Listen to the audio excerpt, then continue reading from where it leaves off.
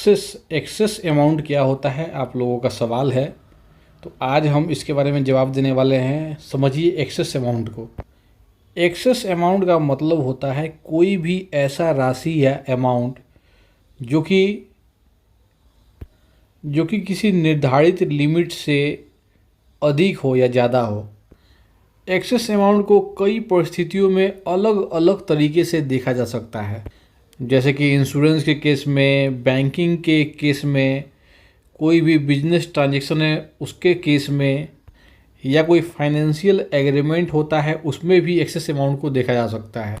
देखिए, excess amount का जो कंसेप्ट है वो तब इस्तेमाल होता है जब कोई व्यक्ति या कोई संस्था हो, उसको एक निर्धारित सीमा से ज़्यादा जो है पेमेंट करना पड़ता है। या फिर ऐसा भी बोल सकते हैं कि कोई व्यक्ति है वो अपनी निर्धारित क्षमता से ज़्यादा पैसा यूज करता है। अब एक्सेस अमाउंट का जो निर्धारित क्षेत्र है उसको मैं बारी बारी से आपको समझा रहा हूँ, आप इसको समझिए, एक एक चीज़ आपका जो है ना क्लियर हो जाएगा। सबसे पहले समझिए इंश्योरेंस के क्षेत्र में एक्सेस अमाउंट। देखिए, जब कोई व्यक्ति या कंपनी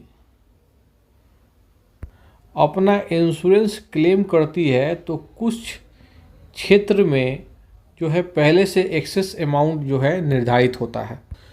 कुछ क्षेत्र बोल लीजिए या कुछ केसेस बोल लीजिए, उसमें पहले से एक्सेस अमाउंट आपका निर्धारित होता है। और वो एक्सेस अमाउंट जो है, जो इंश्योर्ड व्यक्ति होता है उसको ही देना पड़ता है, उसको ही बियर करना होता है। इसका मतलब है कि अगर आपका इंश्योरेंस क्लेम उससे ज़्यादा, उस अमाउंट से ज़्यादा होगा, तब जाके इंश्योरेंस कंपनी उसको पेमेंट करती है।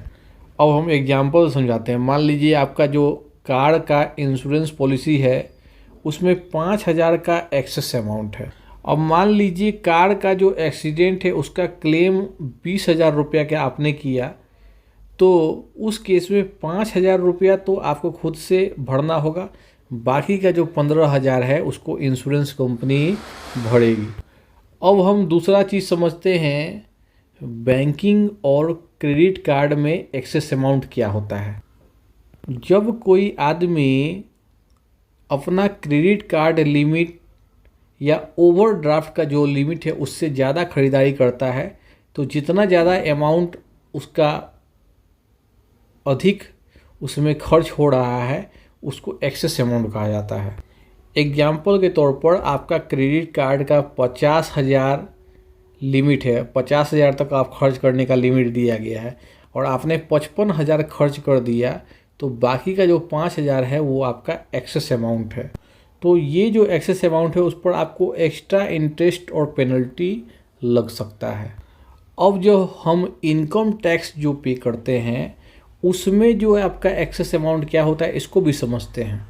जब कोई व्यक्ति या कोई बिजनेस या कोई कंपनी गवर्नमेंट को जो टैक्स पे करना होता है उससे कहीं ज़्यादा टैक्स पे कर देता है, तो जितना ज़्यादा पे कर रहा है वो उसका एक्सेस अमाउंट होता है। तो जो एक्सेस अमाउंट आपने पे कर दिया उसको जब आप इनकम टैक्स रिटर्न भरोगे तो गवर्नमेंट उसको लौटा देता है, वो पैसा रिफंड के रूप में।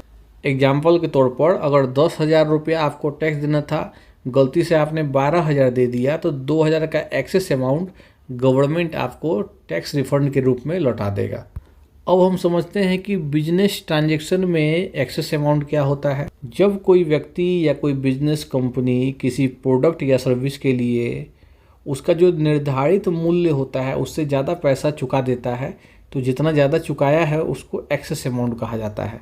अब जैसे आप ऑनलाइन शॉपिंग कर रहे हो, 950 रुपये का प्रोडक्ट था और उसके लिए आपने गलती से 1,000 रुपया पे कर दिया, तो 50 रुपया आपका एक्सेस अमाउंट हो गया, जो कि बाद में आपको रिफंड के रूप में कंपनी लौटा सकता है। अब समझते हैं लोन और ईएमआई में एक्सेस अमाउंट क्या होता है। अब मान लीजिए लोन लिया हुआ है आपने और हर महीने में आपने ईएमआई पेमेंट कर रहे हैं आप, लेकिन किसी मंथ में अगर जितना ईएमआई पेमेंट करना था उससे कहीं ज़्यादा आपने पेमेंट कर दिया, तो जितना ज़्यादा कर दिया है उसको एक्सेस अमाउंट कहा जाता है।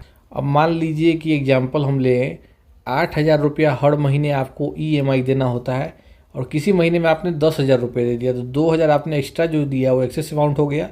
हो सकता है कि अगले मंथ में 2,000 रुपया आपको कम देना पड़े, मतलब 8,000 देना था तो आपको 6,000 देना पड़े, तो वो आगे जाके सेटल्ड हो जाएगा। लेकिन एक्सेस अमाउंट क्या होता है वो मुझे समझाना था। तो इंश्योरेंस बैंकिंग सेक्टर में एक्सेस अमाउंट का बहुत महत्व होता है। और यह क्यों महत्वपूर्ण है? तो एक्सेस अमाउंट पहला तो ये है कि आपको अगर फ्यूचर प्लानिंग करना है, फ्यूचर का फाइनेंशियल प्लानिंग करना है, तो एक्सेस अमाउंट का बहुत ज़्यादा महत्वपूर्ण योगदान होता है। दूसरा है कि एक्सेस अमाउंट के चलते आपका कोई पेनल्टी लगने से बच सकता है। कोई भी बिजनेस ट्रांजेक्शन कर रहे हो और उसमें आप अगर एक्सेस अमाउंट का ध्यान नहीं दीजिएगा तो अननेसेसरी जो है आपको पेनल्टी लग सकता है। बहुत बार ऐसा होता है कि भाई जो भी एक्सेस अमाउंट है वो आपको रिफ़ंड के रूप में मिल जाता है। जैसे कि मैंने आपको समझाया, इनकम टैक्स में ही अगर आपने ज़्यादा टैक्स दे दिया तो आपको वो फिर रिफ़ंड के रूप में मिल जाता है। तो एक्सेस अमाउंट एक ऐसा फाइनेंशियल टर्म है जो कि बैंकिंग, इंश्योरेंस, टैक्स वाले क्षेत्र में यूज होता है। कभी कभी तो एक्सेस अमाउंट जो है उसका एडवांटेज है और कभी कभी वो बर्डन भी हो जाता है।